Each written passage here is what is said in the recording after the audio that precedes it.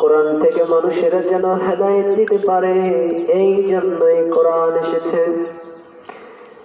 আল্লাহ পাক সূরা মায়দার ভিতরে আল্লাহ পাক জানিয়ে দিয়েছেন, ইয়া আইয়ুহার রাসূল বাল্লিগ মা উনজিলা ইলাইকা মির রাব্বিক ওয়া ইল্লাম তাফআল ফামা বাল্লাগতা রিসালাতা আল্লাহু ইয়াসিমুকা মিনান নাস। আল্লাহু আকবার, আল্লাহু আকবার। আল্লাহ রাব্বুল আলামিন বলেন, হে রাসূল, আপনি প্রচার করুন, তাবলীগ করুন। মা উনজিলা ইলাইকা মির রাব্বিক, আমি যা নাযিল করেছি এর প্রচার করুন।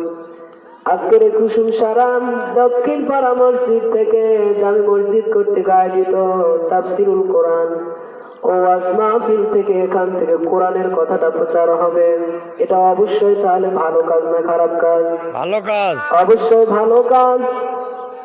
তাবলীগ যদি করতে হয় কোরআন থেকেই করতে হবে, কারণ সূরা মায়দার 67 নম্বর আয়াত বলতেছে,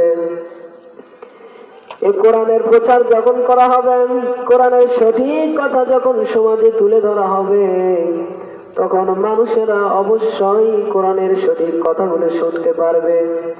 আর এখান থেকে আমার মনটা বলেন, 1000 যদি লোক এই মাহফিলে উপস্থিত থাকে, আল্লাহ পাক যদি কবুল করেন, ওখান থেকে কেউ হেদায়েত পাবে কি পাবে না বলেন? পাবে, অবশ্যই পাবেন।